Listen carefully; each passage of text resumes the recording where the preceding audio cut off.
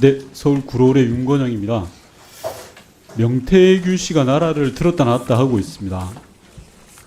일각에서는 명태균 씨가 선거 브로커라고 합니다.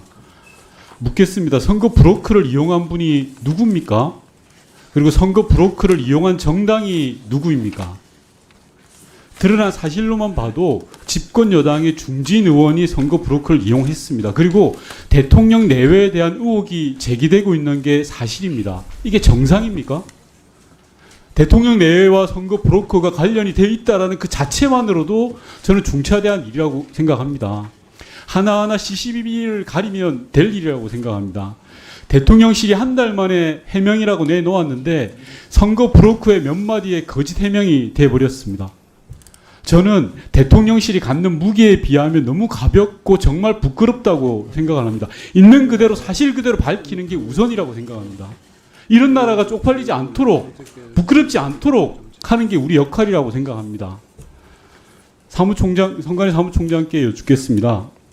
경남 선관위에서 조사를 했다고 아까 말씀하셨죠. 네. 명태균 씨와 강혜경 씨를 조사하셨습니까? 지금 언론에서 죄송한데 짧게 이야기해 주십시오. 명태균 씨와 네. 강혜경 씨를 조사하셨습니까? 네. 두 분 다 조사하셨습니까? 근데 지금 이 건이 아니요, 아닙니다. 제가 제 질의 시간이니까요. 제가 이 건 아닌데 조사 안 했다 이거죠? 네. 예, 좋습니다. 그럼 김영선 전 의원은 조사하셨습니까? 그 조사한 것으로 알고 있습니다. 좋습니다. 그러면 명태균 씨를 조사했을 때 김영선 전 의원의 세비를 받았고 김영선 전 의원은 명태균 씨에게 줬다는 그런 진술이 있었습니까? 그 내용은 다 부인이 됐고요. 네. 네. 좋습니다. 그러면 조사할 때 미래한국연구소의 여론조사가 윤석열 대통령에게 보고되었다는 사실을 당시에 알았습니까? 몰랐습니다. 몰랐습니까? 좋습니다. 그리고 또 김영선 전 의원의 선거 비용 보전 비용으로 지급된 정치 자금이 사실상 대선 후보를 위한 여론조사에 쓰였다는 사실을 알았습니까? 조사하실 때? 그때 몰랐습니다. 몰랐죠? 자, 그러면 제가 역으로 여쭤보겠습니다. 경남 선관위가 제대로 조사만 했더라도 이런 일은 없었습니다. 명태균 씨에 의해서 대한민국이 쥐락펴락하는 이런 꼴썽사나운 일은 없었을 겁니다. 죄송합니다. 집권 여당이 말씀하시는 선거 브로커에 의해서 대한민국이 이렇게 시끄럽지는 않았을 겁니다. 예. 죄송합니다. 잠시 제 질의 시간인데요. 답변을 하실 때 답변하시면 될 것 같습니다. 네. 조금 전에 총장님께서 말씀하셨습니다. PPT 봐주시면요. 당시에 조사되지 않은 부분이 몇 가지가 있다고 하셨습니다. 오늘 많은 의원님들이 질의하신 부분인데요. 회계 보고가 되지 않은 여론조사는 불법이죠, 총장님. 회계 보고가 되지 않은 여론조사가 불법입니까, 합법입니까? 지금 이 취지가 이제 아니, 여론조사 제가 묻는 거에 답변하시면 됩니다. 저는 명태균 씨 거는 물은 것도 아니고 언론 원칙 그 자체를 물은 겁니다. 그러니까 그게 좀 다르다는 얘기입니다. 회계 보고가 되지 않은 여론조사라는 그 개념이 네. 선거 비용에 사용되는 그런 좋습니다. 부분이냐 아니냐가 또 이게 문제가 돼서요. 됐습니다. 자, 사회를 초과한 여론조사는 신고 대상이죠. 네. 맞습니다. 다음 넘어가 주십시오. 여론조사를 봤는데 회계 보고에 누락됐다. 이게 가능한 일입니까? 총장님? 4회 이상, 제가 쭉 말씀드렸습니다. 4회 이상의 여론조사를 했고 그걸 보고 받았는데 회계 보고에 누락돼 있다. 가능한 일입니까? 그러니까 여론조사를 의뢰한 사람이 누구냐에 따른 좋습니다. 부분이 있어서 그렇게 좋습니다. 다음 말씀드렸습니다. 넘어가 주십시오. PPT. 명태균 씨가 청구서를 들고 올라갔다는 게 3월 20일입니다. 3월 20일 언론 보도에 의하면 명태균 씨 본인이 이야기를 하고 있고 증인도 있습니다. 20대 대통령 선거 회계보고 기간이 4월 18일인 건 총장님 알고 계시죠?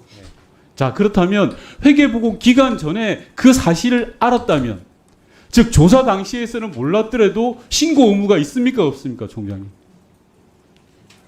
그 사실관계가 좀 아니요, 애매해서 제가 묻는 거에 답변하시면 됩니다. 네. 3월 28일 날 어떤 사람이 선거 브로커가 와서 3억 6천 당신 때문에 돈을 썼어요라고 이야기했어요.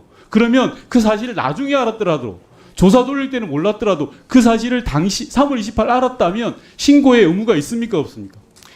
본인이 지금 선거 비용으로 쓴 비용이 아니기 때문에 아니요, 제가 묻는 거에 답변을 하셔야죠. 네. 여론조사를 수십 차례 했는데 그게 돈이 든 게 3억 6천 정도가 들었다라고 네. 청구서를 가지고 왔어요. 그러면 그 사실을 보고받은 후보자는 그 즉시 이런 상황에 대해서는 신고를 해야 되는 거잖아요. 왜냐하면 자기가 조금 전에 PPT에서 보여드린 것처럼 4번 이상 그 결과를 보고받았기 때문에 신고 의무가 당연히 있는 거죠, 총장님. 그렇지 않습니까? 그러니까 의뢰를 하지 않고 의뢰를 하는 하지 않았다 상황에서 하더라도 4번 예, 이상 어떤 사람이 개별적으로 지금 총장님 그냥 의역을 하지 마시고요. 있는 그대로에 대한 법 해석을 해주시면 네, 지금 됩니다. 법 해석을 하고 제가 생각하는 법 해석을 지금 하고 있는데 총장님이 부담스러울 줄 압니다. 하지만 제가 알기로는 조사 당시에 몰랐다 하더라도 그 사실을 본인이 보고받은 내용이 있는 사실을 확인했다면 그 즉시 신고 의무가 발생하는 겁니다. 그러니까 만약에요 정당이 회계 보고를 누락하게 되면 뭐 이런 일은 일어나지 않았으면 합니다만 국민의힘이 보조금을 반환해야 되는 그런 상황입니다. 맞죠, 총장님? 네, 선거 비용 누락이면 그렇습니다. 네. 제가 말씀드리는 거는요.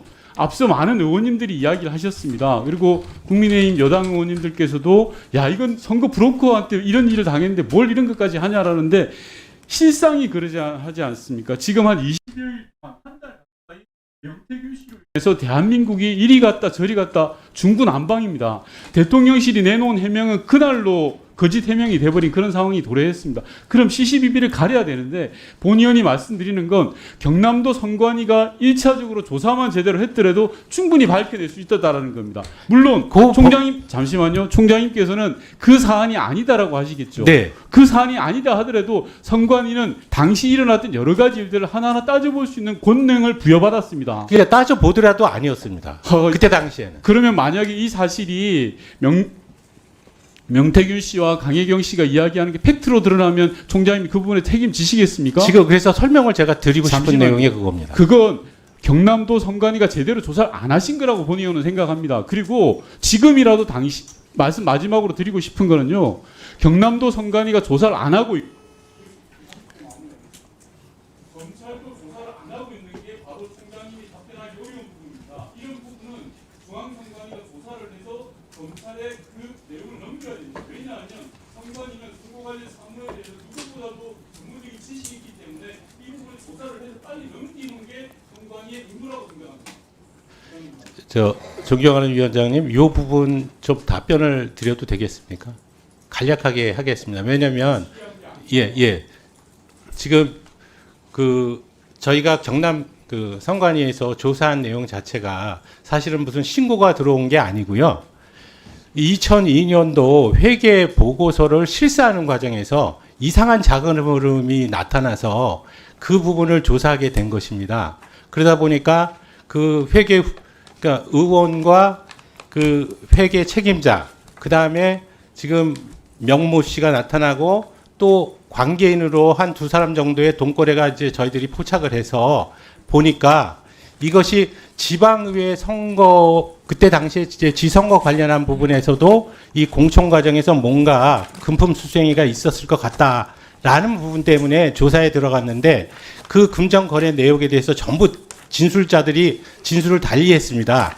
그래서 저희가 확실하게 정치장부법 위반 부분, 회계보고서 누락 뭐 이런 것들은 고발을 했고 실질적으로 공청 관련한 부분 수수 행위에 대한 부분을 수사를 하게 되는데 그때 공청 관련 수수 부분은 그 관련 사건의 A, B라는 사람이 지방의회 선거 그 후보자로 공천을 받기 위해서 돈을 준 것이냐 아니냐 부분이 네. 문제가 돼서 그 부분을 수사를 한 네. 겁니다.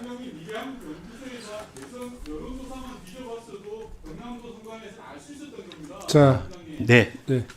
지금 방금 말씀하신 총장님의 기술한 내용에 A, B, C와 같은 인과관계가 좀 바로바로 이해가 되지 않기 때문에 네. 관련 자료를 윤건영 의원님한테 제출해 주시고요. 네. 아까 제가 그 사전에 말씀드렸던 여론조사 관련해 가지고 신고 여부, 미신고 여부를 네. 확인해서 자료를 좀 네. 빠른 시일 내에 좀 네. 제출해 주시기 바랍니다.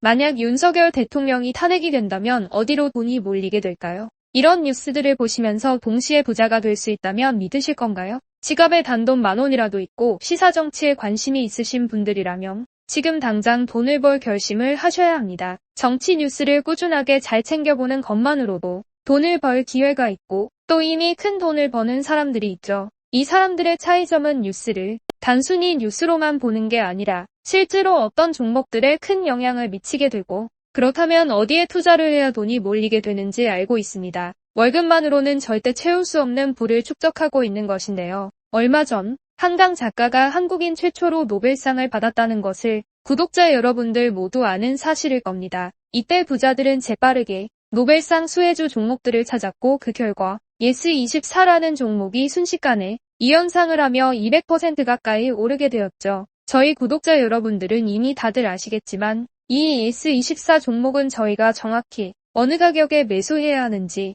또 언제 팔아야 하는지를 정확하게 공유해드렸었던 사실이 있었죠. 투자로 부자가 된 사람들은 사소한 시사 뉴스들을 그냥 지나치지 않습니다. 전문직이 아닌데도 부자가 되는 사람들의 특징이 바로 이것인데요. 돈으로 이어진다는 경험적 확신이 있기 때문에 진짜로 급등할 수 있는 종목들에 과감히 투자해 남들과 비슷한 연봉을 벌어도 절대 월급으로는 만들 수 없는 큰 투자 수익들을 지금도 만들고 있다는 것입니다. 이번엔 현재 가장 핫한 북한 도발을 대비하여 또 한 번 급등이 유력한 대장 종목을 알아냈는데요. 제 목표는 채널을 크게 성장시키는 것이기 때문에 여기까지 영상을 시청해주신 분들께만 이 정보를 드리고자 합니다. 제 개인 휴대폰 번호 010-792-8273으로 기회라고 문자를 보내주시면 링크 하나를 보내드릴 건데요. 링크로 들어오시면 이번 미대선주 그리고 북한 도발 관련 유력주를 공유해드리겠습니다. 또한 윤석열이 탄핵될 것을 대비하여 탄핵 수혜주 또한 미리 파악 완료한 상태입니다. 제가 돈을 받는 것도 아니고 투자를 대신 해드리려는 것도 아니니까 어느 시간이든 편하게 문자 한번 주시면 되겠습니다. 단돈 10,000원으로라도 시작해야 하는 게 투자와 재테크죠. 수익을 보시게 될 여러분들께 제가 바라는 것은 딱 하나입니다. 지금처럼 제 채널의 구독과 좋아요를 눌러주시고 새로운 영상을 만들 때마다 시청을 해주시면 됩니다. 제 번호를 꼭 기억해주세요.